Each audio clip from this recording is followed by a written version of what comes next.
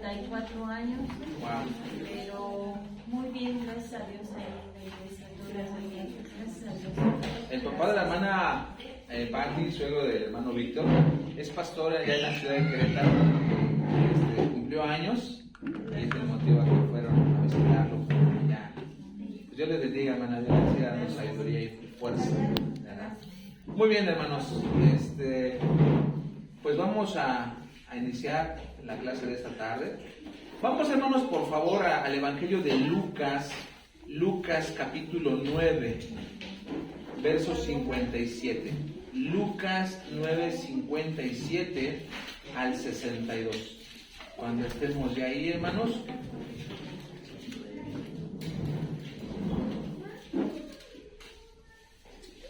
Ahí esperamos un momentito. El tema de esta tarde, hermanos, se llama Jesús prueba a sus seguidores. Jesús prueba a sus seguidores. Hermanos, va a llegar un momento en que vamos a ser probados por Dios para ver si realmente hemos tenido una convicción, una decisión firme en el Señor, o solamente hemos estado simpatizando, ¿verdad?, con lo que el Señor nos ha ofrecido. Entonces, hermanos, el tema de esta tarde se llama Jesús prueba a sus seguidores. Estamos en Lucas 9, 57 al 62. Estamos ahí, hermanos. Vamos a dar lectura. Dice: yendo ellos, uno le dijo en el camino: Señor, te seguiré a donde quiera que vayas. Y le dijo Jesús: las zorras tienen guaridas y las aves de los cielos nidos, mas el Hijo del Hombre no tiene dónde recostar la cabeza. Y dijo a otro: sígueme. Y él le dijo: Señor, déjame que primero vaya y entierre a mi padre.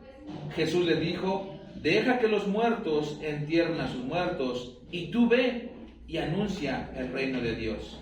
Entonces también dijo otro: te seguiré, Señor, pero déjame que me despida primero de los que están en mi casa.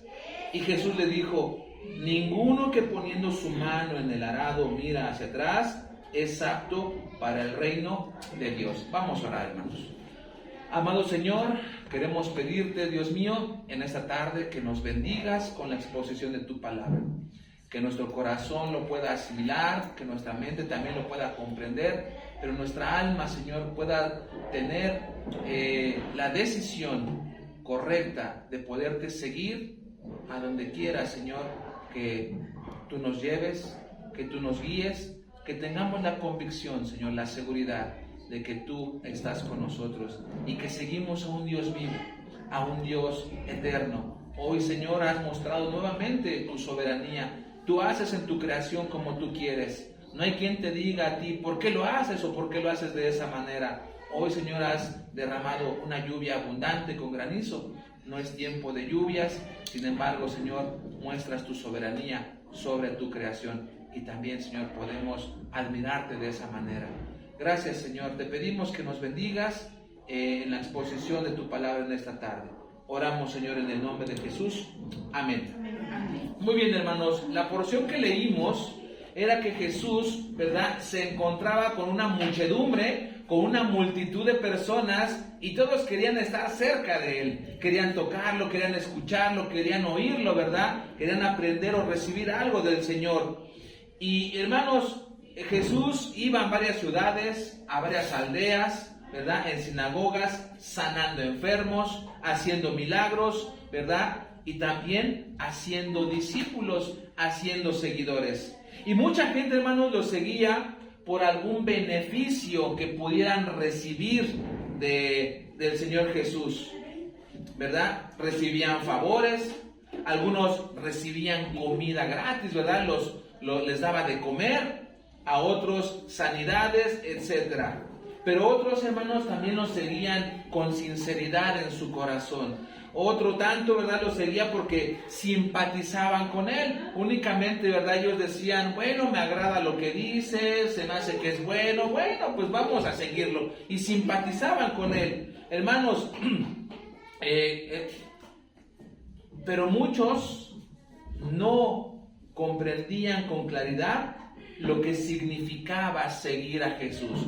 Repito, muchos todavía no comprendían con claridad lo que significaba seguir a Jesús. Hermanos, llegó el momento en que esa confesión de esos seguidores de Jesús fue confrontada por el Señor y fue probada. Dice el verso 57, yendo ellos, la multitud, aquellos seguidores, yendo ellos, uno le dijo en el camino, Señor, te voy a seguir a donde quiera que vayas. Él aparentemente estaba convencido, Señor, me fascina tanto tu enseñanza, me gusta tanto cómo hablas, y Señor, yo te voy a seguir a donde quiera que tú vayas. Y el Señor le contesta en el 58, las zorras tienen guaridas, las aves de los cielos tienen nidos, mas el Hijo del Hombre no tiene dónde recostar la cabeza. Ese seguidor de Jesús le dijo, Señor, yo voy a ir contigo, a donde quiera que tú vayas, yo voy a estar contigo. Si vas lejos o vas cerca, yo voy a estar contigo. Si es temprano o es de madrugada, yo voy a estar contigo. Si hay hambre o hay abundancia, yo voy a estar contigo. Ese discípulo, hermanos, estaba diciendo que estaba decidido a dejar toda su comodidad, su familia, su trabajo, pero no había considerado algo muy importante, hermanos. Algo que el Señor le respondió en el verso 58. En otras palabras, el Señor Jesús le dijo que Él no tenía nada que ofrecerle. Él dijo, las zorras tienen sus guaridas, los pajaritos tienen sus nidos en los árboles. Yo no tengo dónde recostar la cabeza, yo no tengo un lugar fijo, yo no tengo una vivienda, no tengo un hogar, yo no tengo varias propiedades para cuando vayamos a aquella ciudad nos podamos alojar en aquella ciudad, en mi casa. Yo no tengo una casa en Acapulco, yo no tengo que ofrecerte. Yo no tengo un lugar donde recostar mi cabeza para descansar. No tendría comodidades, una cama suave, ¿verdad? Con agua caliente para bañarse después de una jornada larga durante el día, para lavarse los pies, ¿verdad? Con polvo, con arena del desierto, con el sudor. No tenía una morada fija. Hermanos, por lo regular podemos ver que el Señor Jesús, ¿verdad? Iba al huerto, ¿verdad? Al huerto de los olivos. Y ahí se pasaba orando. Es ahí donde el Señor descansaba, pero también se la pasaba orando. Y no había comodidades, ¿verdad? No había lujos. No tendrían un desayuno al levantarse, no tendrían a alguien salud que les preparara una cena cuando terminara el día. El seguir a Jesús, hermanos, implicaba pagar un precio. Era desprenderse de las comodidades. En ese tiempo, como en nuestro tiempo, hermanos, muchos seguidores de Jesús no estamos dispuestos a pagar ese precio. Se nos hace un precio muy alto. Dejar nuestras comodidades, dejar a mi familia, dejar a mi trabajo, dejar las cosas que me hacen feliz. Muchos cristianos, hermanos, no son discípulos de Jesús, son simplemente simpatizantes, como en el caso de este seguidor. Para Jesús, hermanos, los apegos materiales, las comodidades, el bienestar, no son ni eran una prioridad para Él, ¿verdad? El Señor Jesús una ocasión dijo, pongan la mirada en las cosas de arriba. Las de aquí son temporales, las de aquí son pasajeras. Vamos al Evangelio estamos en Lucas, hermanos, al capítulo 2, verso 7, sin perder Lucas 9. 2:7 dice de Lucas, y dio a luz a su hijo primogénito, y lo envolvió en pañales, y lo acostó en un pesebre, porque no había lugar para ellos en el mesón. Este pasaje que estamos leyendo, hermanos, habla del nacimiento de Jesús. Cuando María ya estaba en días de dar a luz al pequeño, al bebé, ¿verdad? Fueron a varios lugares y no encontraron lugar en ningún mesón. Y dice este pasaje, hermanos, que envolvió al bebé en pañales y lo acostó en un pesebre. ¿Alguien recuerda, hermanos, qué es un pesebre? Sí, donde viven los animales. ¿Donde viven los animales? ¿Alguien recuerda qué es un pesebre? ¿Alguien más? Muy bien, hermana. Un establo, digamos, pero el pesebre, ¿qué es en sí el pesebre, hermanos? Una cuna, bueno, se acondicionó, ¿verdad? Como que se acomodó para que fuera una especie de cunita. Hermanos, este pasaje nos habla cuando el Señor Jesús, al nacer, no tenía un lugar propio. No tuvo comodidades, no tuvo un lugar apropiado para recibir a un bebé recién nacido. Hermanos, el pesebre era una especie de, digamos, tinita, donde comen los animales, las vacas o los caballos de carga, de trabajo. O beben agua o les dan de comer ahí, es en ese recipiente. Y hermanos, la Virgen María, ¿verdad? Los que estaban con ella acondicionaron, improvisaron con pañales para que ahí naciera el Señor Jesucristo. Hermanos, ese lugar no era un lugar apropiado para recibir al Salvador del mundo. Sin embargo, hermanos, nos muestra desde su nacimiento, desde antes de nacer, que las cosas materiales no son lo suficientemente importantes para vivir tan apegados a ellos en este mundo.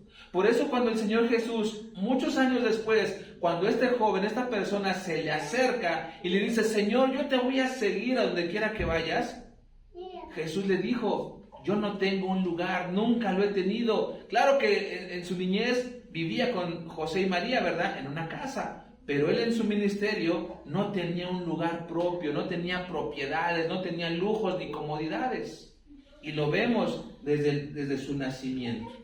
El pesebre, hermanos, no era un lugar digno donde naciera el Hijo de Dios, donde naciera el Salvador del mundo. Jesús, siendo Dios y siendo Rey, se despojó de su gloria, hermanos, para vivir entre los hombres, entre ladrones, mentirosos, blasfemos, adúlteros, borrachos, asesinos, entre nosotros. No se aferró, hermanos, a su gloria allá en el cielo. Estamos en Lucas, vamos a Lucas 8:22, hermanos, por favor. Lucas 8:22 y 23.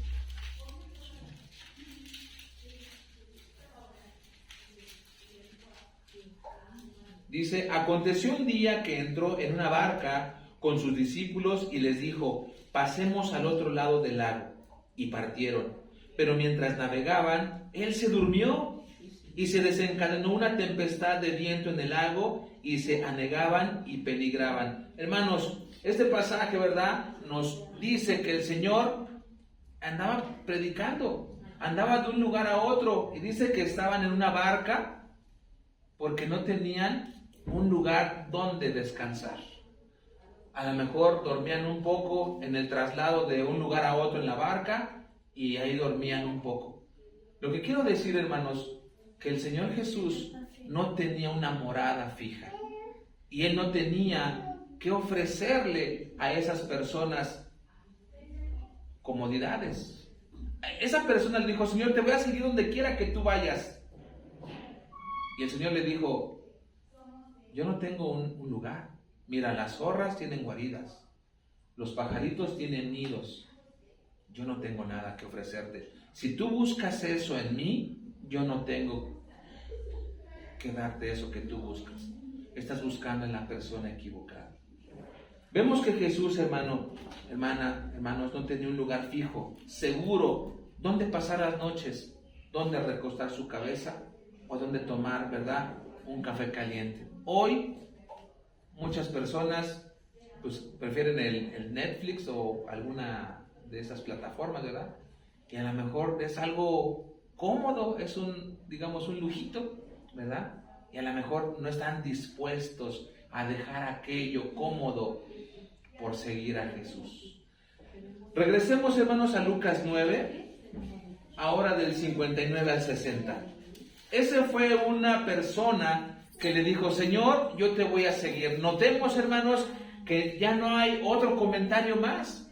A lo mejor esa persona se quedó pensando, a lo mejor se quedó meditando, pues ¿qué hago? Me gusta lo que enseña el Señor, me gusta cómo habla, cómo predica. Y yo creo que él puso en la balanza si seguir a Jesús o quedarse con sus apegos, con sus comodidades. La Biblia ya no nos enseña, ¿verdad? Pero por lo que nos podemos dar cuenta, como que lo pensó. Lucas 9, 59 y 60 dice, le dijo a otro, sígueme. Él le dijo, deja que primero vaya y entierre a mi padre. Jesús le dijo, deja que los muertos entierren a sus muertos y tú ve y anuncia el reino de Dios. Ese es otro caso, hermanos, en la misma escena, en el mismo día, ¿verdad? La misma multitud, es otro caso de otra persona que esa persona no se acercó a Jesús y le dijo, Señor, yo voy a ir contigo, sino que Jesús le dijo, ven, sígueme. Y la respuesta de esa persona dijo, deja que primero, ¿verdad?, vaya y entierre a mi padre. Primero se acercó Jesús y en este segundo caso, hermanos, Jesús llama a esta persona, pero ¿cuál fue la respuesta de esta persona? Deja que primero vaya y entierre a mi padre. Hermanos, no era que su padre estuviera muerto, no era que su padre en esos instantes estuviera en un sepelio, no era que en esos instantes estaba llevándose, pues digamos, el velorio, ¿verdad? No estaba pasando eso. No era que su padre estuviera o muy grave en enfermedad esperando el momento de la muerte, no. Lo que ese hombre estaba diciendo, hermanos, era que lo dejara vivir todo el tiempo hasta que su padre, ¿verdad?, muriera. Y después, sin ningún pendiente, sin ninguna preocupación, sin ningún compromiso familiar, ¿verdad? Ahora sí, Señor, te voy a seguir. Muchas veces, hermanos, el creyente, el cristiano, a veces así nos comportamos. Deja que primero haga esto, deja que primero haga aquello, deja que primero termine de construir mi casa, deja que primero se casen todos mis hijos y entonces, ¿verdad?, voy y te sirvo. A veces así somos. Esa persona no se había concentrado en el llamamiento espiritual que Jesús le había hecho de ir y anunciar el evangelio. Notemos, hermanos, que a este seguidor de Jesús le dijo, sígueme, ven conmigo. Deja que primero, Señor, entierre a mi padre. Y el Señor le dijo, a ver, deja que los muertos entierren a sus muertos. Y tú ve y anuncia el evangelio. Esa persona, hermanos, no se había concentrado en el llamamiento espiritual que le hizo Jesús de anunciar el reino de Dios. No era una prioridad para él. Era también otro simpatizante de las enseñanzas de Jesús. Era otro simpatizante de lo que Jesús, ¿verdad?, les daba también. Estaba también muy apegado a las cosas terrenales. Ese seguidor no era importante, ¿verdad?, el ir y hacer otros discípulos, el ir y compartir el evangelio. La respuesta de Jesús fue muy, hermanos, impactante. Deja que los muertos entierren a sus muertos. Hermanos, es una lección muy grande que Jesús estaba dando en ese momento, no solamente a ese seguidor, sino a todos los que lo estaban escuchando. Como decimos por ahí, ¿verdad?, en nuestro dicho coloquial mexicano, a ver, te digo a ti, Pedro, para que oigas, Juan, ¿verdad? El Señor estaba enseñándole a alguien para que escucharan todos. Hermanos, es una lección tan grande que Jesús le estaba diciendo a todos aquellos seguidores. No solamente, hermanos, cuando Jesús iba a una sinagoga y abría algún salmo o algún profeta o algún libro de la ley, no solamente enseñaba cuando el Señor abría alguna parte de la Escritura, sino con la charla, con la plática, con la enseñanza que se daba cotidianamente, hermanos, el Señor estaba dando una enseñanza a ese grupo, a esa multitud de seguidores. No solamente al abrir los rollos, sus pláticas, sus conversaciones, sus palabras, hermanos, eran enseñanzas para todos, como hasta el día de hoy.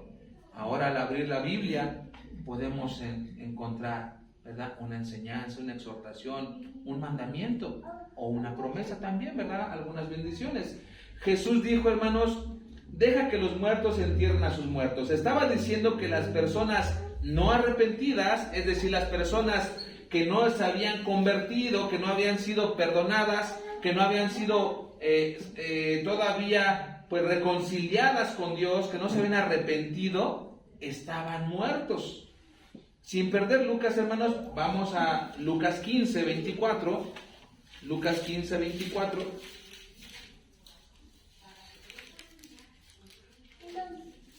Esta es la parte de la historia, la parábola del hijo pródigo. Dice Lucas 15, 24, porque mi hijo muerto era y ha revivido, se había perdido y es hallado, y comenzaron a regocijarse. Esta, hermanos, es la parábola del hijo pródigo. Esta historia, ¿verdad?, es de un hijo, de un señor que en vida le pidió su herencia. Señor, papá, dame mi herencia, que yo la quiero. Y el papá, ¿verdad? Pero hijo, ¿qué te falta? Aquí tienes todo. No, yo quiero mi herencia y me la quiero gastar en vida. Y el papá, ¿verdad?, le da la herencia. Dice la Escritura que él se la va y se la malgasta, despilfarra en muy malos tratos y muy malos gastos que hizo.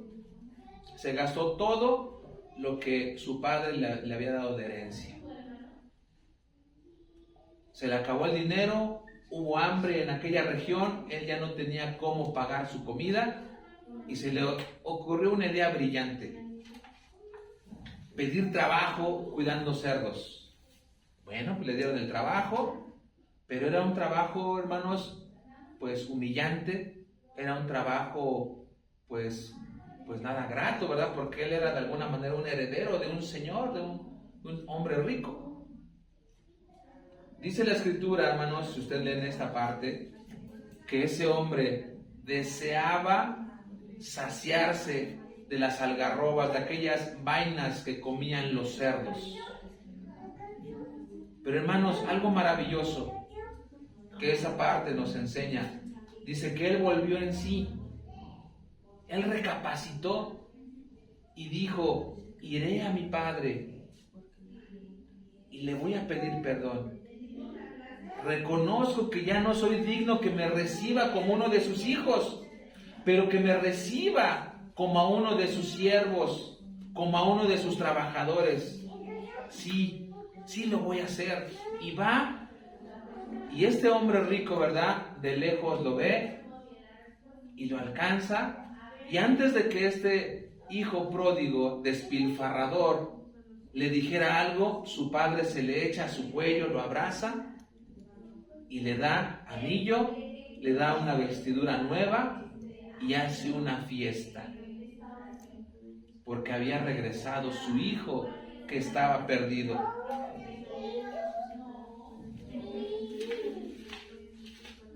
Dice este pasaje: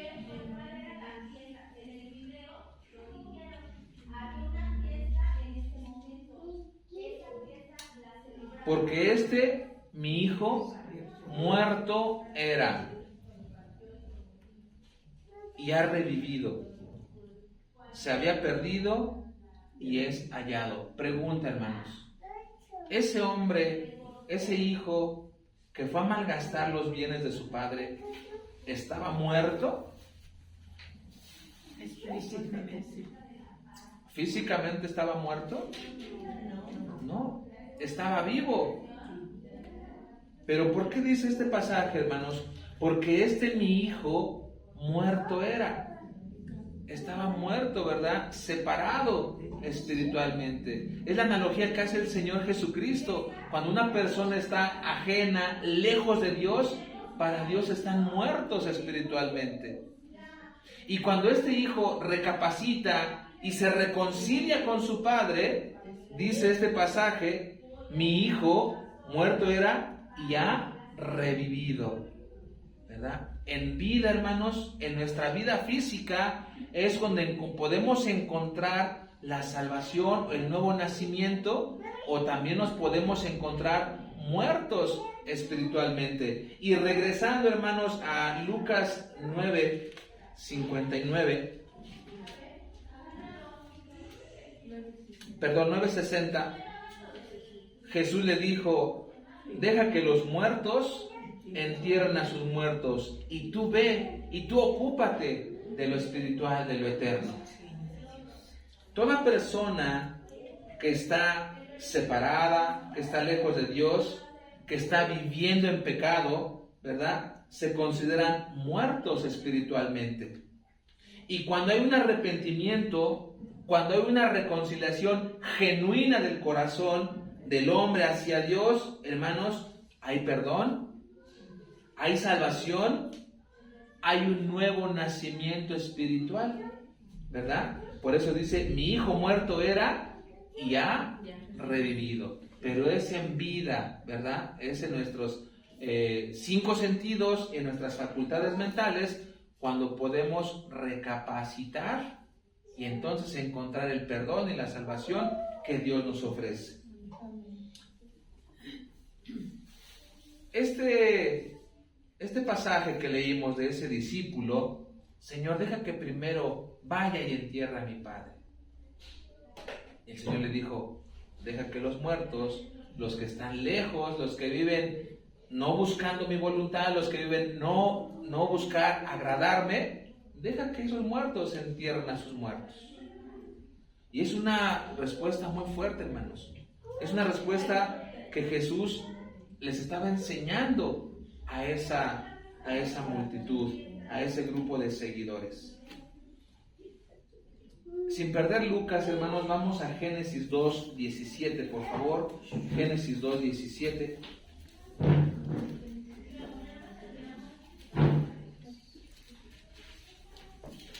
¿Estamos ahí?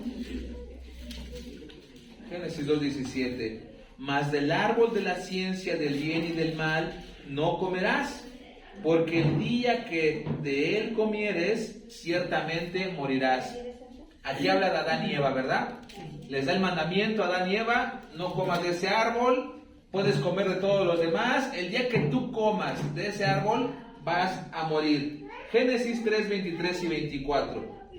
Ahí vemos ahorita el mandamiento, no comas, si tú traspasas este mandamiento, vas a morir. Génesis 23 y 24. Y lo sacó Jehová del huerto del Edén para que labrase la tierra del que fue tomado. Echó pues fuera al hombre y puso al oriente del huerto de Edén querubines y una espada encendida que se revolvía por todos lados para guardar el camino del árbol de la vida. Hermanos, el primer pasaje que vimos, encontramos el mandamiento, no comas, si tú comes vas a morir. En este pasaje que leímos, Adán y Eva ya habían comido el fruto prohibido, y entonces dijo Dios, y desde el 23, y lo sacó del huerto, lo separó, ¿verdad? Lo alejó para que labrase la tierra del que fue tomado. Echó pues fuera, dice el 24, echó pues fuera al hombre lejos de Dios. Primero, hermanos, Adán y Eva estaban vivos físicamente, pero al desobedecer a Dios, ahí fueron separados, fueron muertos espiritualmente. Pero ¿por qué, hermanos? Dijo en el verso 2:17, porque dice, el día que comas, morirás. El día que comieron, fueron expulsados, fueron muertos espiritualmente. Vamos a ver después de la desobediencia, ¿cuánto tiempo pasó para que Adán muriera? Génesis 5:5. Hermano Víctor, ¿lo pudiera leer, por favor? Génesis 5:5. Génesis 5:5. Y fueron todos los días que vivió Adán 930 años y murió. Gracias, hermano. En la desobediencia, Dios separó. Dios expulsó de su presencia del huerto y fueron muertos espiritualmente. Después, ¿cuántos años? 930 años llegó la muerte física. Y fueron todos los días que vivió Adán 930 años. Primero él murió espiritualmente. Después llegó la muerte física. ¿Verdad, hermanos? ¿Sí me estoy explicando aquí? Vamos a regresar a Lucas 9, por favor. Lucas 9.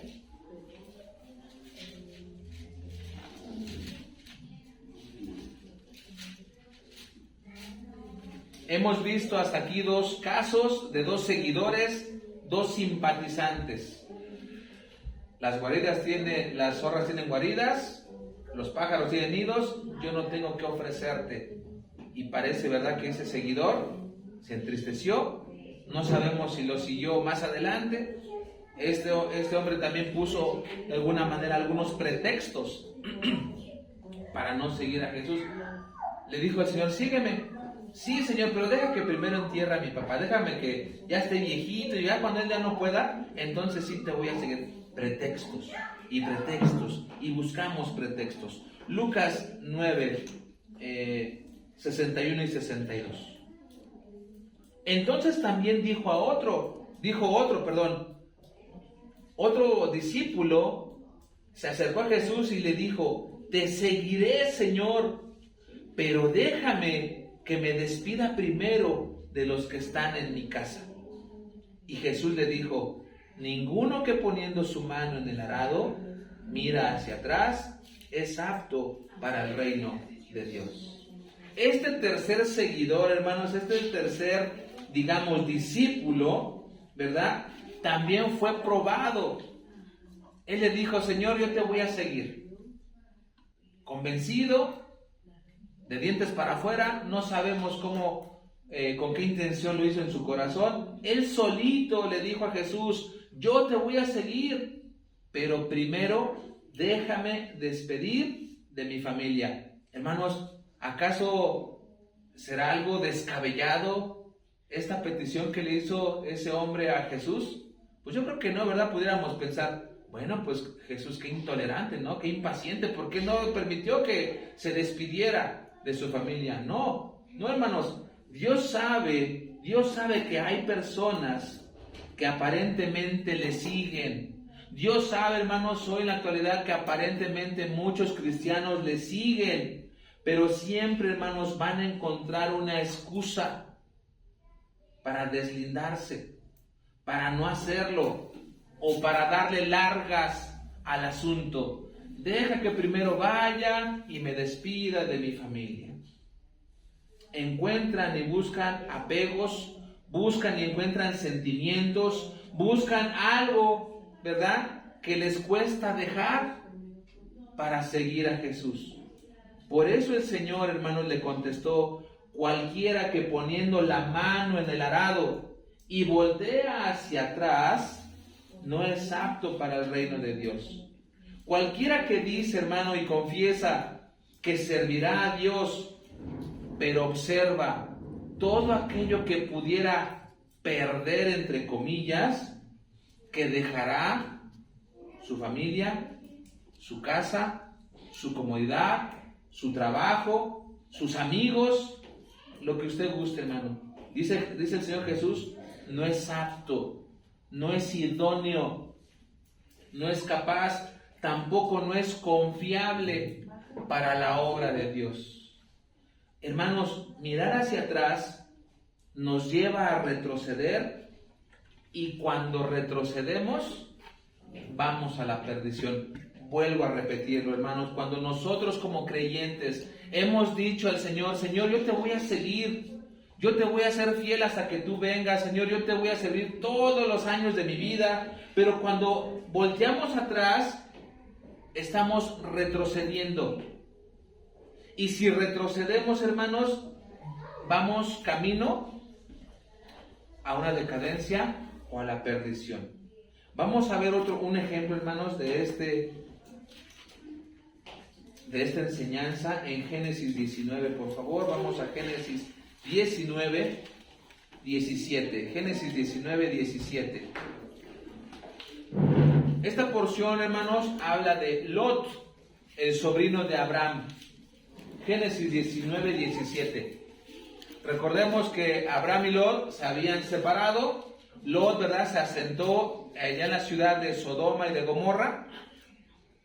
Y en esa ciudad de Sodoma y Gomorra había mucha abundancia de pecado, pero un pecado tremendo, ¿verdad? Había mucho homosexualismo, mucho lesbianismo. Dice Génesis 19, 17. Y cuando los hubieran llevado fuera, dijeron: escapa por tu vida, no mires atrás, no mires tras de ti, ni pares ni te detengas en toda esta llanura, escapa al monte, no sea que perezcas. Hermanos, Dios cuando hace algo informa a su creación. En este caso, ¿verdad?, fue avisado Lot por algunos ángeles que se fueran porque iba a ser destruida aquella ciudad. Y aquí está la advertencia. Y cuando los hubieras llevado fuera, dijeron: escapa por tu vida y no mires atrás de ti, no mires para atrás, ni te pares en toda aquella llanura, aquel lugar plano, no te detengas, tú continúa, no voltees para atrás.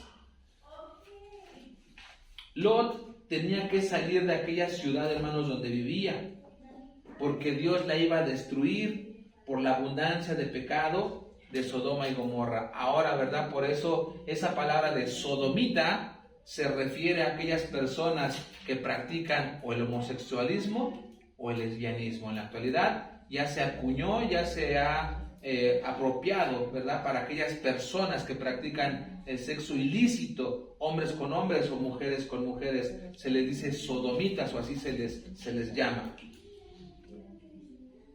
Lot tenía, hermanos, era un hombre rico. Lot tenía ganados, tenía camellos, tenía cabras, tenía familia, tenía muchas posesiones.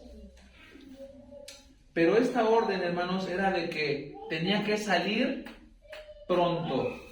Prácticamente casi con lo que tenía puesto y algunos documentos importantes, pudiéramos decir hoy, ¿no? Tu credencial del lector, tu acta de nacimiento, lo que tengas, vámonos. Y no mires para atrás.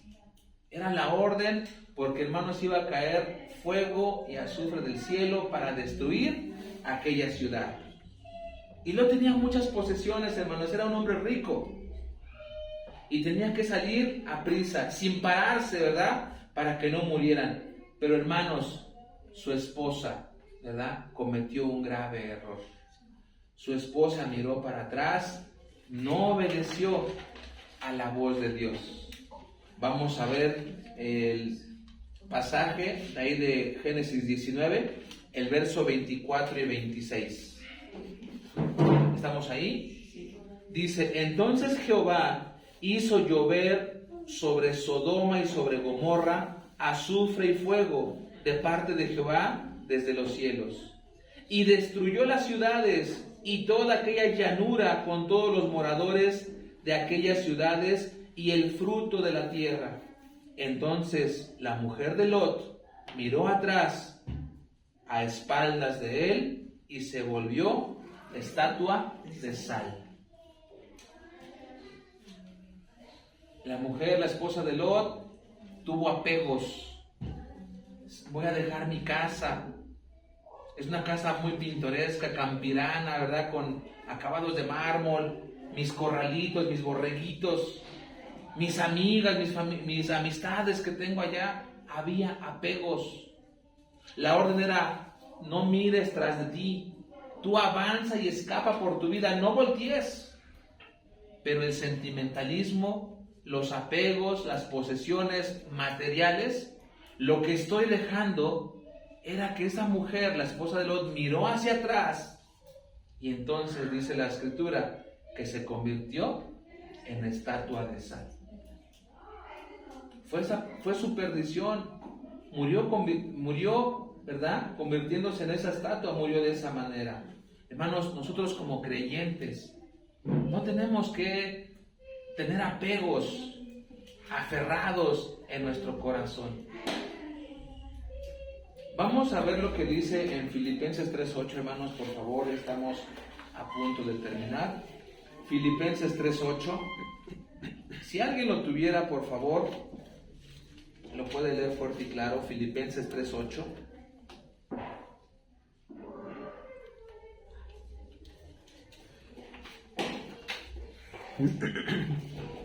Y ciertamente aún estaba todas las cosas como perdida por la excelencia de conocimiento de Cristo Jesús, mi Señor, por amor del cual lo he perdido todo y lo tengo por basura para ganar a Cristo. Gracias, Eloy. Hermanos, es una parte de la escritura que escribió el apóstol Pablo, ¿verdad?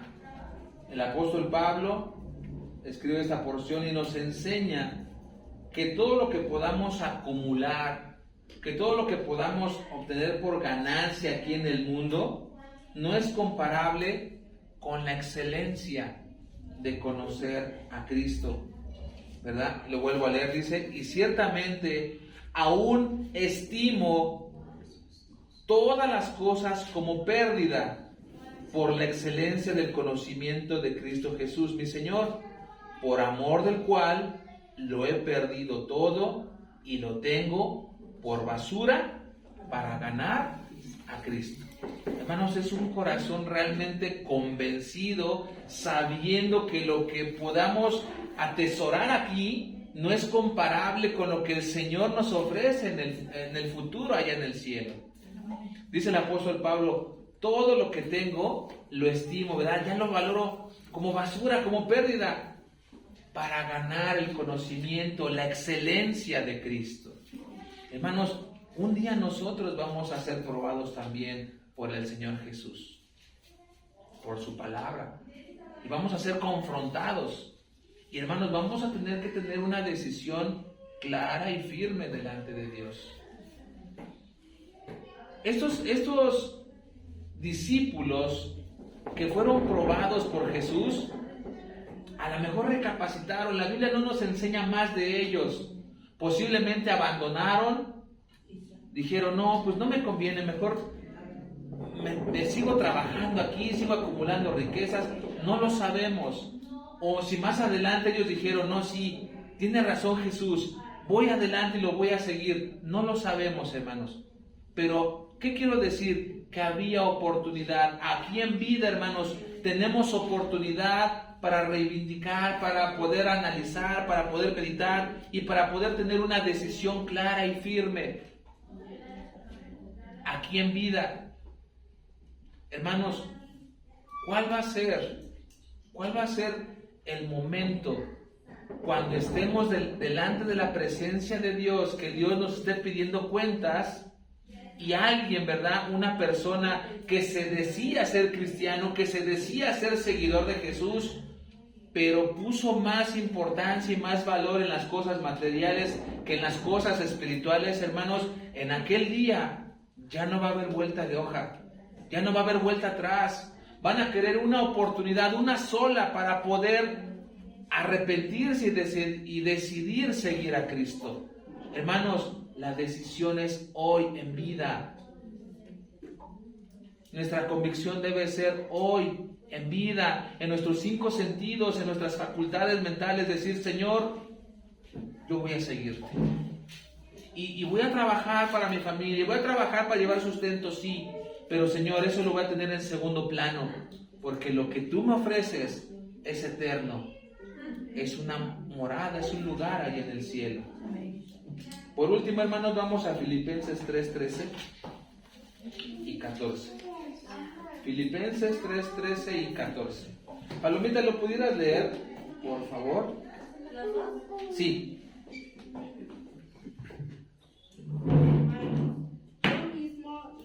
pretendo haberlo yo alcanzado, pero una cosa hago, olvidando ciertamente lo que queda atrás y extendiéndome a lo que está delante.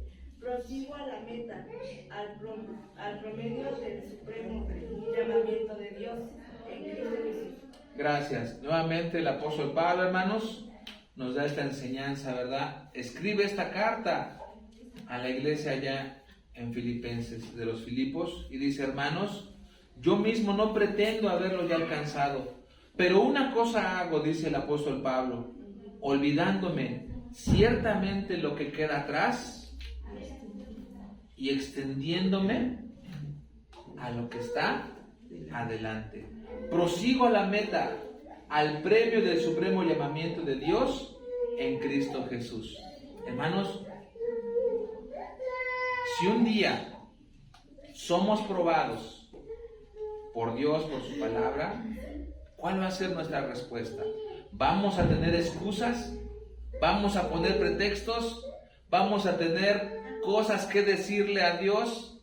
Hermanos, cualquier cosa que le digamos al Señor no es nada convincente, no es nada que podamos nosotros decirle al Señor. El pretexto que le digamos no es válido. Hermanos, en el amor del Señor, ¿verdad? Tengamos una decisión por Cristo, una decisión firme. Extendámonos como el apóstol Pablo, no mirando las cosas que se van a quedar aquí. Dios nos ofrece una vida eterna, una vida para siempre a su lado con Él, ¿verdad? Entonces, hermanos, el día que nosotros seamos probados, que tengamos la convicción de que seguirle a Él es lo mejor que hemos decidido. Dios les bendiga a todos. Amén.